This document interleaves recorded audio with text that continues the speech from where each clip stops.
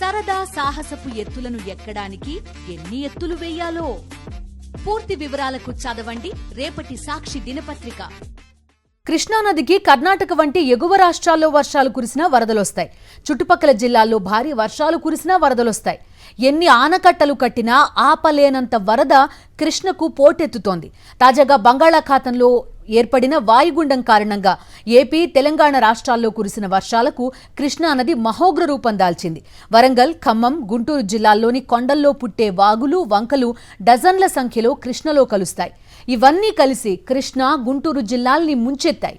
వీటిలో మానవ తప్పిదాలే ఎక్కువగా కనిపిస్తున్నాయి. అసలు కృష్ణలో కలిసే చిన్న పెద్ద వాగుల కథేంటో చూద్దాం.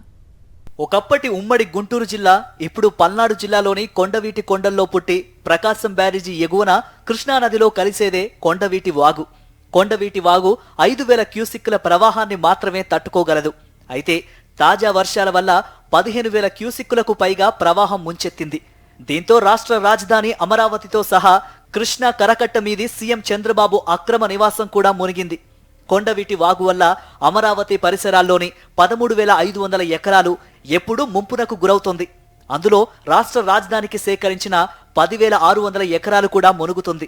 ఇప్పుడు వెలగపూడిలోని సచివాలయం, హైకోర్టు అధికారుల క్వార్టర్స్తో సహా అన్ని ముంపునకు గురయ్యాయి. ఆ ప్రాంతమంతా చెరువులా మారిపోతే రోడ్లన్నీ కాలువల్లా మారిపోయాయి. మేడి కొండూరు మండలం పేరేచెర్ల దగ్గర మొదలయ్యే కొండవీటి వాగుకు వరదలొస్తే గుంటూరు అమరావతి రోడ్డు, ఉండవల్లి నుంచి అమరావతి వెళ్లే రోడ్లన్నీ మునిగిపోతాయి. ఇప్పుడు కూడా అదే జరిగింది. కొండవీటి కొండల్లో కురిసే ప్రతి వర్షపు చినుకు ఉండవల్లి దగ్గర కృష్ణానదిలో కలవాల్సిందే. లాంఫామ్ వరకు మెల్లగా సాగే వాగు లాంఫామ్ దాటాక వేగం పెరిగి మహోధృతంగా ప్రవహిస్తూ రెండు వైపులా ఉన్న భూముల్ని ముంచెత్తుతూ 29 కిలోమీటర్లు ప్రవహించి కృష్ణమ్మ ఒడిలో కలిసిపోతుంది. కొండవీటి వాగు వరదల్ని నివారించడానికి ఉండవల్లి దగ్గర ఎత్తిపోతలను నిర్మించినా ఎలాంటి ప్రయోజనం లేకుండా పోయింది.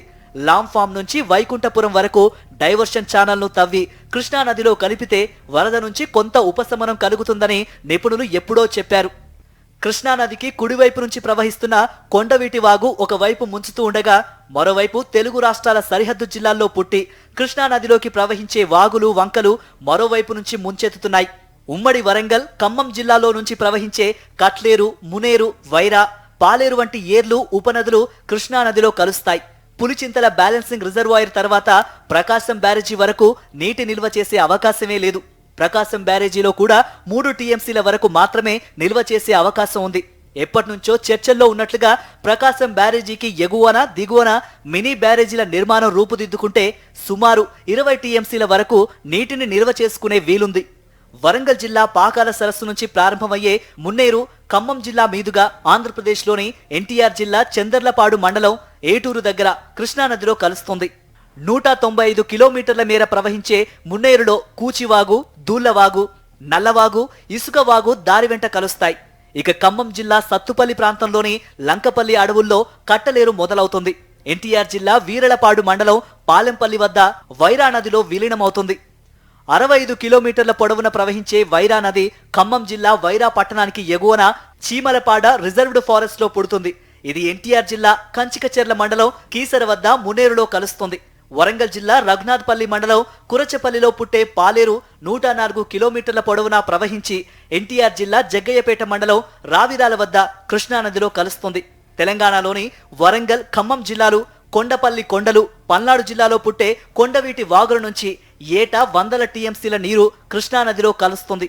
కానీ ఈ వాగులు, వంకలు కలిసిన తర్వాత కృష్ణానదిలో ఎక్కడా ఆనకట్టలు లేకపోవడంతో ప్రతి నీటి చుక్క సముద్రం పాలవుతోంది. ప్రవాహం మరీ ఎక్కువై వరదలొచ్చినప్పుడు ఊళ్లను, పొలాల్ని ముంచుతూ లక్షలాది మందిని నిరాశ్రయుల్ని చేస్తూ మహోగ్ర రూపంలో ప్రవహించే కృష్ణమ్మ వడివడిగా వెళ్లి కడలిలో కలుస్తుంది. ఇన్ని 100 టీఎంసీల నీటిని ఒడిసి పట్టుకుని నిల్వ చేసుకునే అవకాశం లేదు. కానీ వీలున్న చోట బ్యారేజీలు నిర్మించితే కనీసం 20 టీఎంసీల నీటినైనా నిల్వ చేసుకుంటే వర్షాలు లేనప్పుడు ప్రజలకు ఎంతో ఉపయోగంగా ఉంటుంది.